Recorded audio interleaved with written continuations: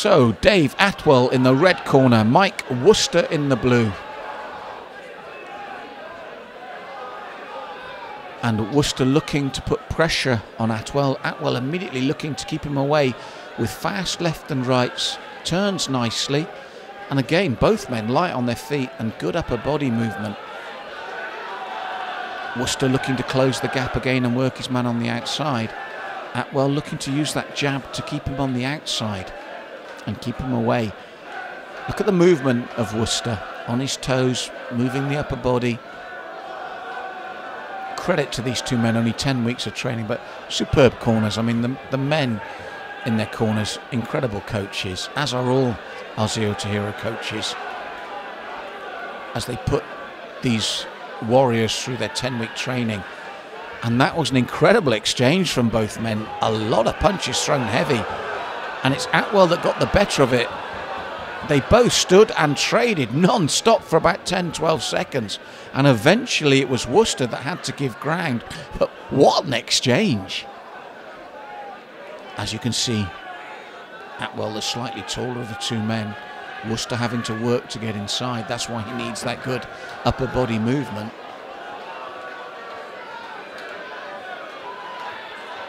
Now Wooster looks to work inside, and it's a good tactic. When he gets there, he has to throw that leather for as long as he can and then get back out. Atwell looking to work more on the outside. Nice duck there from Wooster. Atwell looking to keep him at range. Lands with a short left.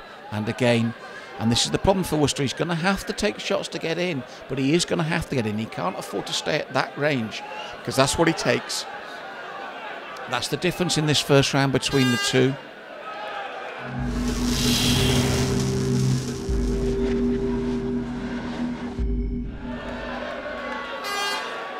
So, round two, and I've got red ahead on the scoring. And again, Wooster doing the right thing, trying to get inside, but Atwell, as soon as he sees his man coming, really gets the punches going. And there's a nice little uppercut in that combination. A lot of that's been taken on the gloves, but it's the sheer persistence of Atwell that is forcing Wooster back rather than coming forward to try and close that gap. It's a great tactic, and so far it's working for the red corner. But what guts and determination from Wooster in the blue. He keeps trying to come forward, as he is here still.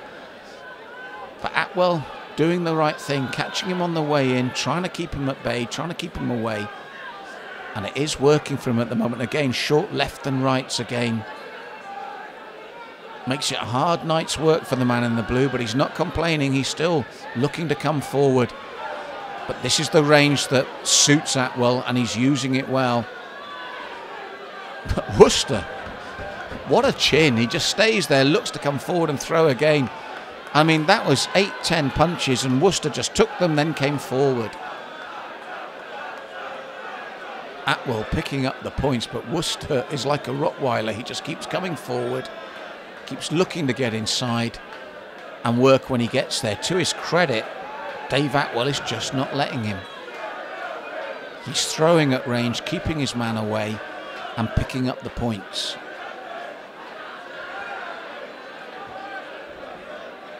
And again, Wooster looks to come forward, but stopped in his tracks from the flurry of punches from Atwell, and suddenly he sees Wooster stop dead and explodes into even more. That right hand, how is Wooster taking these? That's two heavy, heavy right hands. And a big, big finish to the round from Atwell.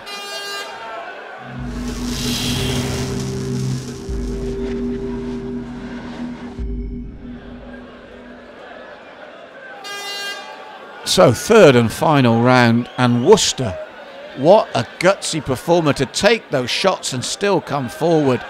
Dave Atwell was on fire at the end of that second round. He started the third the same, but he just cannot put this man away. He's still there, still throwing leather. Atwell has done everything right, but he's met a man with a chin of iron. Wooster has had it difficult. The taller opponent has been skillful. He's known how to use his height and reach advantage. And yet Wooster has never complained. He's just kept coming forward. And believe you me, that last 15 seconds of the second round, he had every excuse to quit on his stool, but he never even looked remotely like it. And this, Atwell's fitness is superb here. But Wooster has just bitten on his gum shield, taken the shots, and then looked to come back. And Atwell must be thinking, what do I have to do to put him away? Because he has been accurate, he's been consistent, and he's thrown a remarkable amount of punches. And for the first time in the bout, Wooster is finally beginning to slow. And how can you blame him? The amount of punishment he's taken to try and get inside and do his own work. You've got to give him full credit. Atwell has done everything right, but Wooster will just not give up. And Atwell again turns him and fires a couple of more shots. Peter Marklin looks at Mike Wooster, but you want him to finish the bout now. He deserves to finish the bout. It's going to be a big win for Dave Atwell, and rightly so. He's done everything right, but you've got to give full credit to the grit, determination, and raw courage of Mike Wooster.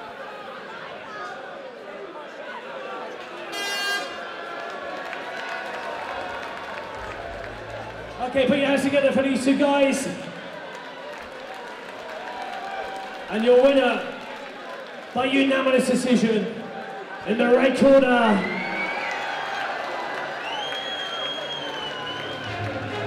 Dave Honey Badger